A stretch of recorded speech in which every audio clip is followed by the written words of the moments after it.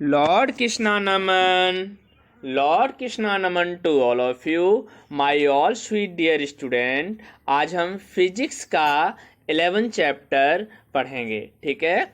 और इस चैप्टर को गहराई से समझने की कोशिश करेंगे।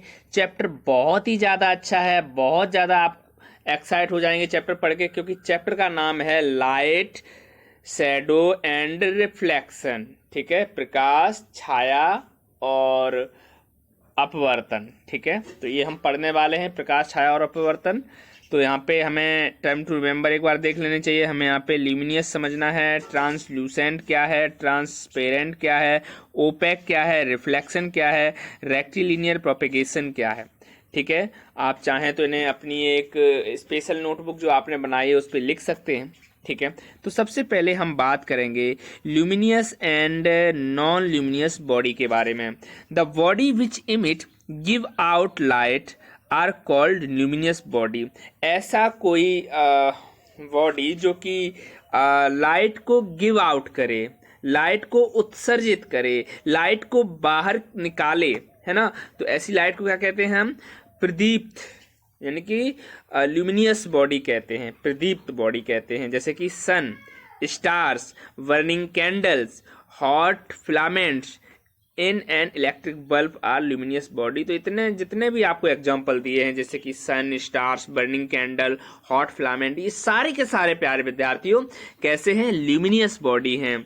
अब एक्टिविटी करेंगे और मेरे सभी प्यारे विद्यार्थी बहुत अच्छे हैं और आप एक्टिविटी भी करेंगे, साथ साथ अपनी एक्टिविटी को रिकॉर्ड करके हमारे पास भेजेंगे। पिछली क्लास में आपने बहुत अच्छे एक्टिविटी किए थे, आपके एक्टिविटी बहुत सुंदर थे, तो आप एक्टिविटी में पीछे हटने वाले नहीं हैं, हमें पता है। चलो पहले पढ़ते हैं एक्टिविटी क्या है। To show that the object that do not give light of their own can be seen only when light is made to fall on them. Material required क्या होगा? A rectangular cardboard box, a piece of thick black cloth, a few common things and a torch. Procedure क्या है? Take a rectangular card box, maybe a shoe box, and cut a piece window on one of its small place a few objects such as pen, pencil, geometry box, pocket diary inside the box. Cover the box as well as your head with a piece of thick black cloth. Peep into the box through the window. Can you see the things placed inside the box? No, you will not be able to see anything. Now place a lighted torch inside the box and peep into the box again. Can you see the torch and the other things placed inside the box? Yes, you will be able to see the torch as well as other things in the box. Conclusion क्या निकला? B can see the object like a lighted torch because it emits light of its own. B can see the object that do not emit light of their own only when light from some other source is made to fall on them.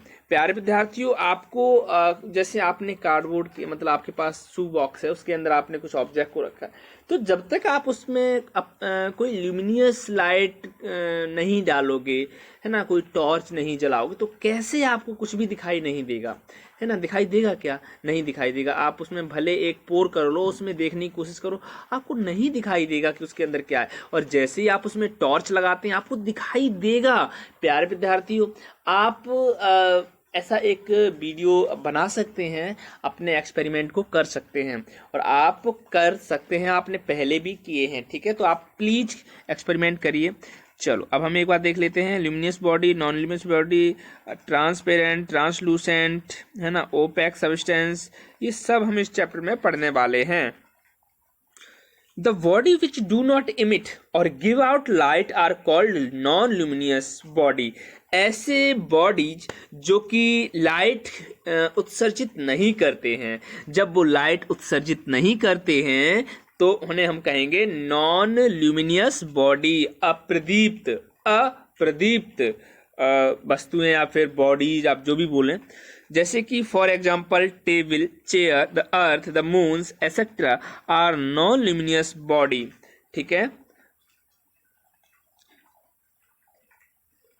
non-luminous body however shine or become visible due to reflections or scattering of light falling on them from any luminous body। जब किसी luminous body का प्रकाश non luminous body पर पड़ता है तो वह जो है दिखाई देने लगती है, विजिबल हो जाती है।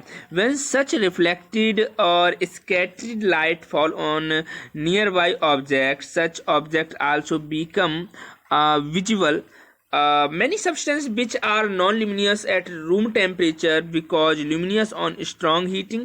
बहुत सारे सब्सटेंस ऐसे भी हैं जो रूम टेम्परेचर पर ल्यूमिनियस नहीं होते हैं, लेकिन अगर उन्हें हीट करते हैं तो वो ल्यूमिनियस हो जाते हैं। For example iron. प्यारे विद्यार्थियों, आपने आयरन देखा होगा। आयरन को जब आप हीट कर देते हैं तो उसका कलर रेडिश हो जाता है, लाल हो जाता है ना, आपने देखा है। Iron is a non luminous substance at room temperature but when heated strongly it begin to glow and emit light. The filament inside valve is non-luminous at room temperature, but when electricity is passed it get very hot and start emitting light। जो तंतु होता है bulb का, वो जैसे light नहीं है then वो लाइट को इमिट नहीं करता है, लेकिन जैसे ही उसमें आप इलेक्ट्रिसिटी फ्लो करते हैं प्यारे विद्यार्थियों, वह आपको क्या देता है, लाइट देता है। ल्यूमिनियस बॉडी में बी नेचुरल और मैन मेड। जो प्रदीप्त वस्तुएं होती हैं या तो प्राकृतिक होती हैं या फिर वो मैन मेड होती हैं, है ना, आर्टिफिशियल होती हैं। For example the sun, stars, firefly यानी कि जुगनू आर नेचुरल ल्यूमिनियस ऑब्जेक्ट। ये प्राकृतिक हैं। जुगनू आपने देखा होगा, आपने बारिश के मौसम के बाद अंधेरी रातों में देखा होगा, है ना, यहाँ पे आपको जुगनू जो है उड़ते हुए दिखाई देते हैं। A glowing electrical lamp, a burning candle और oil lamp are man-made luminous object। ये सारे के सारे अप्रदीप्त मैन-मेड हैं, सॉरी अप्रदीप्त नहीं, मैन-मेड हैं और ये हमारे द्वारा बनाए गए हैं, आर्टिफिशियल हैं। ठीक है प्यारे विद्यार्थियों, ओके, थैंक यू।